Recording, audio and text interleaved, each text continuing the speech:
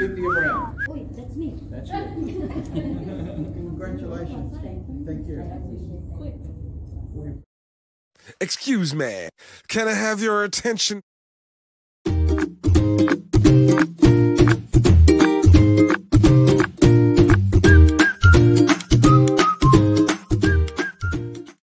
Welcome to our So guys, mag-snack tayo. I found this in the fridge. The baby ubi. Baby one.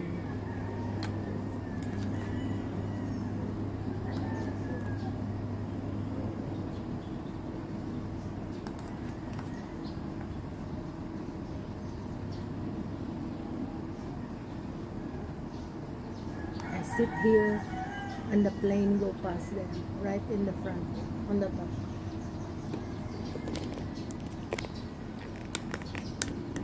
There. Yes, dyan. Sige. Dumadaan ang aeroplane. So when you sit on this table that we just ask our builder to make it for us, sit here right in front of you. That's where the plane will pass. But not very far at all, just on the other side. Not on top of our house, but maybe 3 or 4 houses down the road.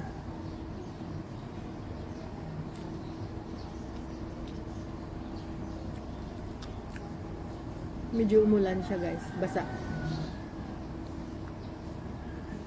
Umulan siya.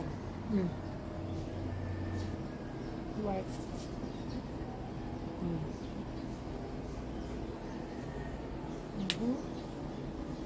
Our table. Ito ako nakaupo. Si daddy nasa loob. He's inside watching TV. Snack lang kami. Anong oras na ba? Alas 5 ng hapon. So snack time sa bahay. Ano na to guys? Akin dala na to dinner.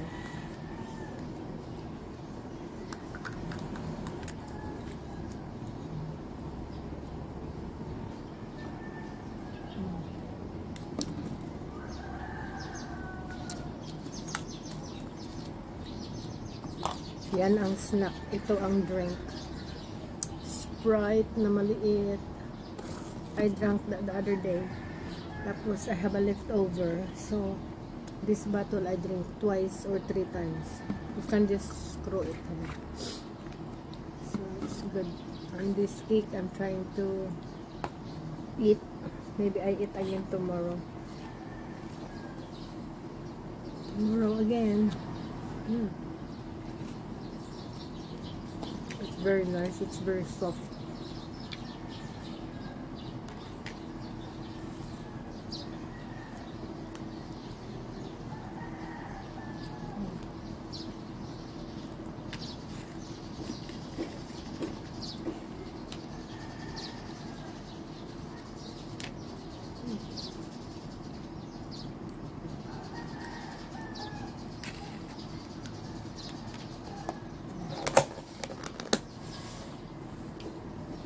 Ayan guys, so yan ang ano natin. What's this? Ay, okay. Yan ang ano natin, snack for today. Pwede na yan. Tomorrow ulit. Ay, nagluto pala si April ng ano, parang spring roll. Hindi ko na na-film kasi kinain ni daddy agad. Tapos binigyan niya si neighbor. Nagluto ko ng isda, nag-fry ako ng isda, siguro mga 12 pieces. Binigay ko rin yung iba kay April at sa kay neighbor. Nag-keep lang ako ng 3. Paano ko kakainin yan walang kanin? Hindi ako kumakain ng kanin. Kasi pag kumain ako guys ng kanin, talagang busog na busog. Reduce muna tayo sa rice. Wala muna tayong rice for now. Although rice is life, pero there is a limit into everything. Nahirapan na tayo huminga. Mabigat sa katawan. So, ayan. May plane tayo na dumaan. Sana siya. Ang bilis niya. Narinig yun. Ang bilis niya dumaan. Sa third floor, yun, makikita mo siya talaga. Nasa level mo siya. Nasa second floor tayo ngayon. Yan ang hagdanan papunta sa taas. Yan. Papunta ang third floor. Yan. Isang level up. It's not too bad. So, rainy season dito ngayon sa Philippines, kaya medyo umuulan siya minsan. Kadalasan is after lunch or ganito late in the afternoon, mga 4 o'clock. Tapos suminto din siya today. Tapos sa kaumagahan na naman, early morning, mag-start naman siya mag-rain. Kaya ano lang tayo, we try to sort of blend with the way namin. Pero ano yan siya, yung inverter. So hindi siya maingay at saka hindi siya magasto sa kuryente. Marami kami talagang appliances sa loob ng bahay. In every floor may fridge kami. First, second, third, may mga fridge, may mga refrigerators talaga. Sa third floor may kitchen kami doon.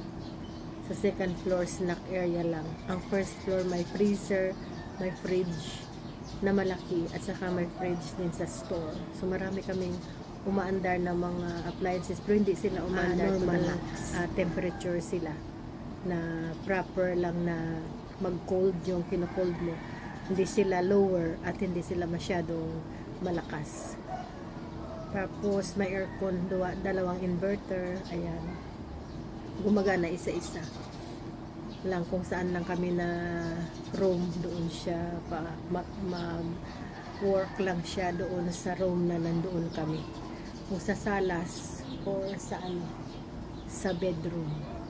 Tapos mga electric fan, dalawang bedroom sa ilalim, may mga alaga kami doon. So pag gabi, umaandar talaga yan pag mainit, pag hindi mo ilalagay. So electric fan galore doon. So later down the track, palalagyan namin ng mga inverter yung mga rooms. Pero hindi namin pinalagyan ngayon. Hindi ko alam kung na-inverter namin yun, baka yung bill namin masyadong mataas na. I don't know. Pero anyway, that is the hassle. Kung wala tayong mga gagamitin sa loob ng bahay, it's too hot dito sa Philippines. Kailangan talaga may aircon. Kung may aircon ka, comfortable sa loob ng bahay. Nakakalam ng bahay, parang comfortable ka ba? Pag wala guys, super init. Sa loob ka ng bahay, it's hot. Paglabas mo sa bahay, hot pa rin. So, kailangan mo talaga ang place na medyo may comfort ka. Kasi ang temperature sa labas sana kung may cold man lang, okay lang. Pero ang ihip ng hangin at saka ang init ng araw, talagang luto talaga guys. Sa Australia iba kasi may winter, summertime yung mainit, pero 3 months lang yan in a year. Ang 9 months talagang cool season siya. So which is really good, diba? Kaya yun. So, asking about comparison ng buhay natin dito at saka doon sa Australia. Pag may pera dito guys, nagagastusin na ganyan dito sa Philippines, mas okay dito. Tapos, kung wala kang sakit, you know, wala kang mga major hospitalization, of course maganda dito guys. Kaya pag nandito tayo, try natin na mag-pray kay Lord at saka ingatan yung health natin. Para wala tayong maramdaman, di ba? Pero pag umuwi ka dito na parang may ano ka na, may sakit ka na hindi mo na siya ma-fix, minsan better off ka na lang sa abroad pag libre yung mga health doon, healthcare. Kasi pag dito, depende sa healthcare na gagamitin mo. Kung may pera ka at saka hindi man lang siya major, magaganda din yung mga doktor nila dito. Kaya yun. So, it's nearly 6 o'clock in the afternoon. Medyo tahimik tayo. Ang aso hindi tumatahol. Don't know what happened to the aso. Hindi tumahol. Pero kanina may tumahol. But anyway, that's it. This is it. Pansit. Pasok na ako guys kasi umaano na yung mga ba.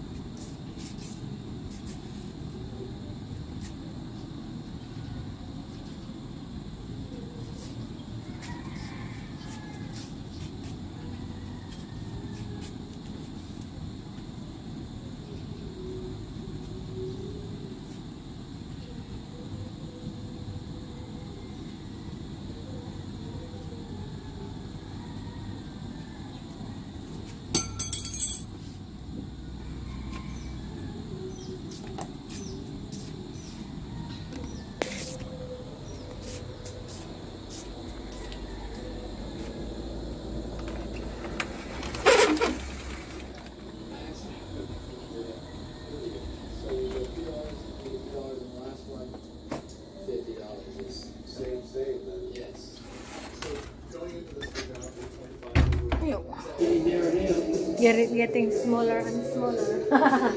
Pada sa putpat na. Hey guys. Dad is watching YouTube. And me, I'm going to do the dishes in the 3rd floor. Let's go. Let's go guys.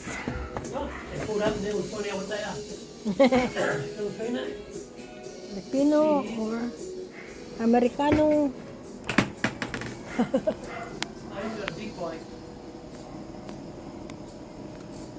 Aha.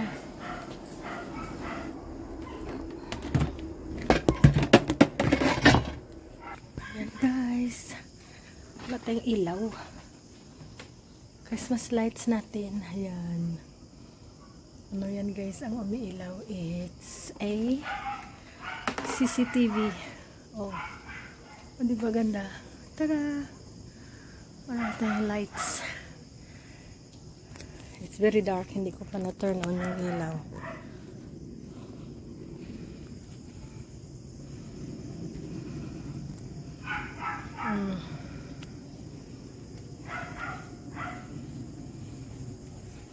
We have lights. Christmas lights everywhere. Ayan.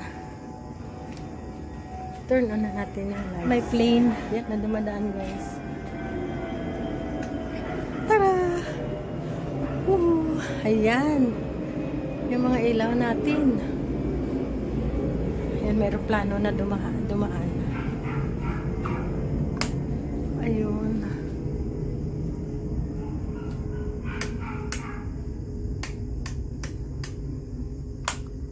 Ayun. Dumaan siya doon. I'm trying to turn off that that CCTV light. Pag ma-sense niya na may ilaw dito. Tara! Yan ang natin, fridge. Super empty. Marami pa naman siyang pagkain. May pagkain pa dito. Hotdog. Tonkatsu. Pero yan na lang. Naiwan guys. And we have still food here. Ayan. And here. May mga seafood pa tayo. We have bangos. For daddy. Para kay daddy. My ham. Another ham. Cooked ham. Winner. Winner na ham. This is all the guys, yung mga chili in frozen. This is more fish. Ay, may tayo dito. Langganisa. Konti na lang ang fish. Diyan ka na muna sa taas. Fish. Ang gulo tayo dyan. Plus may bacon pa tayo. And then we have that, to? Fantastico. frozen na ano. May ano ba tayo dito guys? Minced meat. Ano to? Ay, ano to parang ano ba tawag? CDO. Ano siya yata? Tocino. Ayan. Tocino pala to. And then we have the corn. May ano tayo dyan. Kaya basta ganyan. And meron pa din tayo dito ng ano. Ulam burger. Ayan. May laman pa guys. Okay. Tapos may tocino pa din tayo dito. Yan, nag-check lang ako guys na. So nag-check lang talaga ako guys na freezer natin kasi minsan nalilimutan ko na kung ano ang laman ng freezer. Ayan. Magpunas na rin tayo kasi ngayon hindi tayo nakaakyat dito ng ano, nakaakyat pero mabilisan ba, hindi siya matagal. Ayan, yung mga ano natin binili saan ko ito binili guys,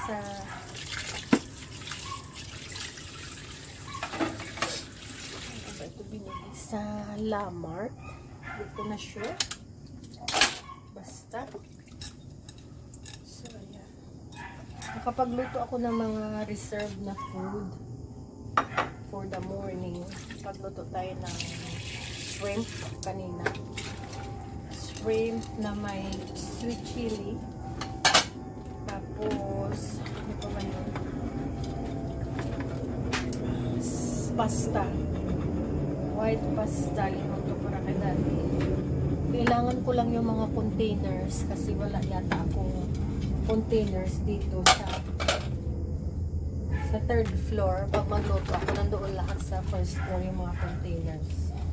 Kaya bibili ako ng para dito sa third floor. Medyo medium sizes yata siya guys. Tingin ako sa ano, sa Shopee. Mahal sa Shopee yung mga containers kasi mahirap sila i-ship. Kaya yung mga containers is magandang bilhin dito na lang sa ano, yung mga logo dito sa Bacolod. Kami may logo, request,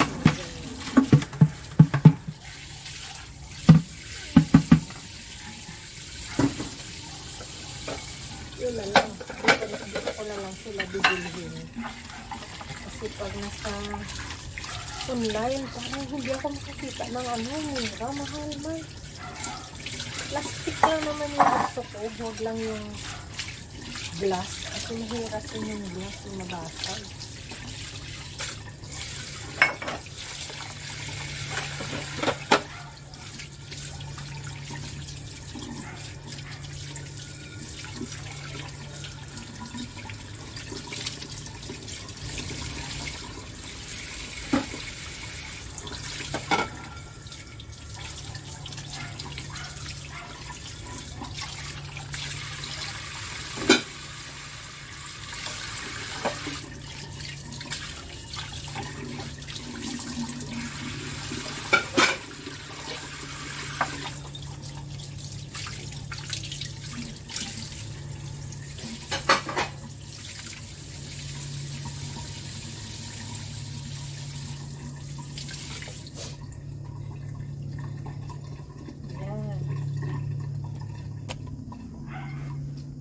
Linis muna tayo guys ng ano, mga plato.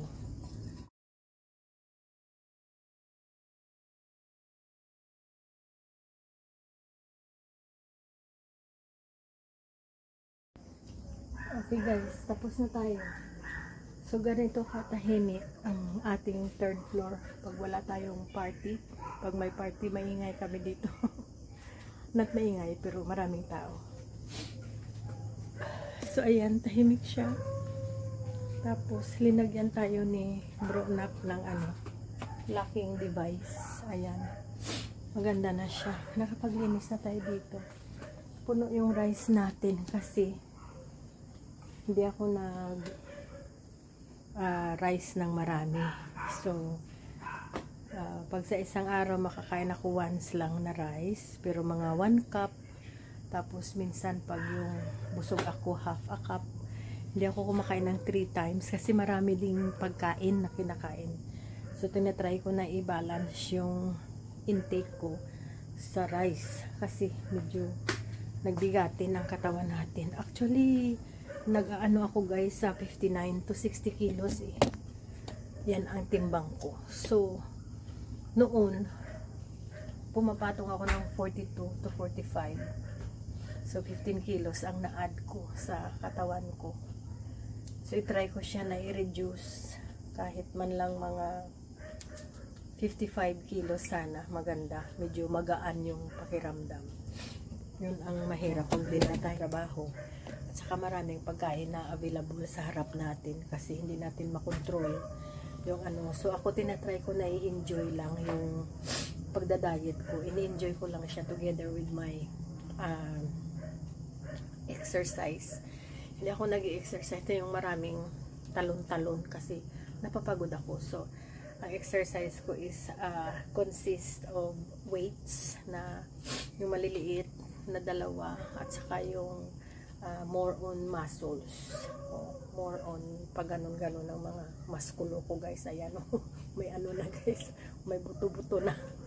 So, pag nag-firm yung muscle sa paa at saka sa sa kamay at saka sa buong katawan yun ang maganda. So, we'll see. Kaya, wala akong problema sa legs. Ano talaga yung legs ko talaga guys is inaano ko lang na mag-strong lang siya. Yun. So, ayan yung legs ko.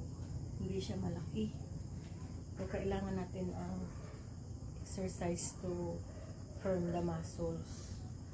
Kaya, exercise ng mga ganito. Yan, paliit nito at saka pa-firm ng knees natin. Ayan. So, mga ako, pero may dala weights na maliit. So, ginaganon. Ayan. Ayan. So, dala na yan dito yung tiyan. Ayan. So, I feel better. Ayan. Yun. I feel better yung paa ko na na-exercise ko siya. Tapos yung shoulder ko para nag-strong siya a little bit. Actually not a little bit, much better actually.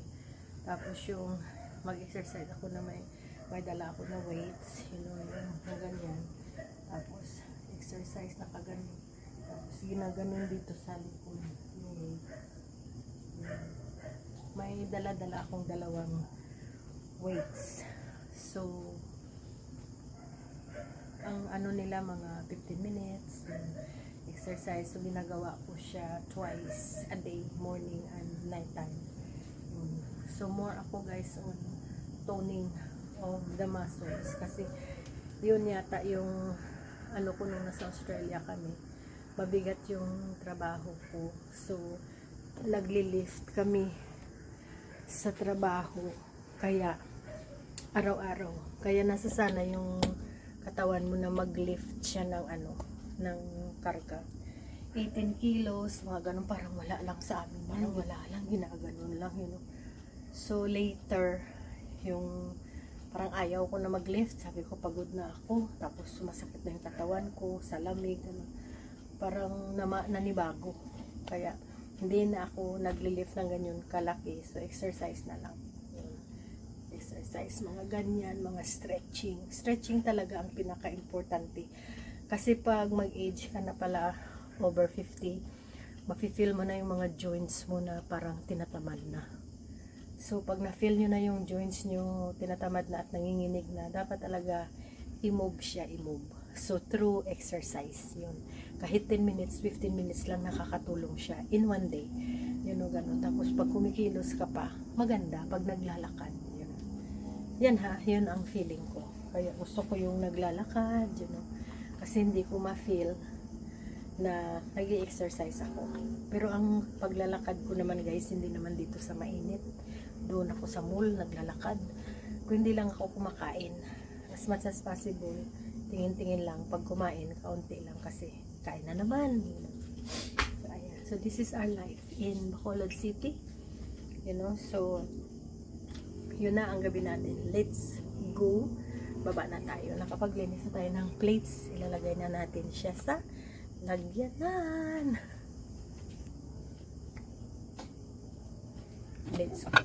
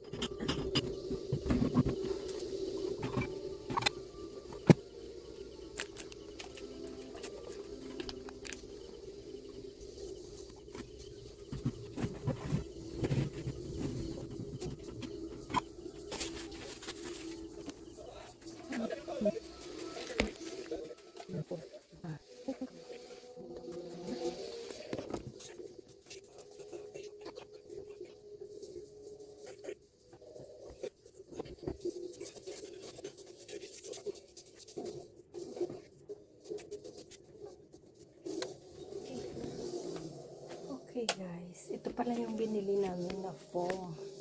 Ito siya guys, ayan, 1,000 plus. Ilalagay ito sa upuan sa taas. Nakabili din kami ng upholstered, pero nandoon yata sa first floor. Ipakita ko na lang sa inyo later. Ito yung binili ko na mga sabitan ng mga wine glasses. May sobra siya guys, oh. Mga 5 or 8, pero kailangan ko din yan later, kaya hindi ko siya gin-move, saka hindi ko siya pinamigay kasi kailangan ko siya later. Yun. So ito yung update ng storeroom natin. Ayusin pa to namin guys, ayusin pa to namin later. So ito, dito muna tayo. Yan muna ang sitwasyon ng storeroom natin. Hindi pa talaga siya na ayos masyado. So wait lang tayo. Pag wala na kaming masyadong pinakabisihan, doon na tayo ano ba yung ayos nito guys. Ayan, so tapos ito yung binili ko na tripod na bago. Ito siya, very sturdy siya guys, ang laki. So kailangan ko din yan siya later kasi yung tripod ko na isa medyo sira. So ito is okay siya. So dyan lang muna itong storage natin. This is our storage facility. So ngayon ay ito ang blanket, ito ang laundry basket ng mga blanket. So pag na okay na yan siya, pwede na siya natin ipadala sa laundry mat. For now, hindi pa siya okay. So, dalawa pa lang yung laman. So for now, ano lang muna tayo. Hintay-hintay. O diba? Yan. Okay. Saka ito yung mga ito. Kailangan ko din ito i-move out of the way yung mga ito. Let's see. Kailangan din siya natin out of the road.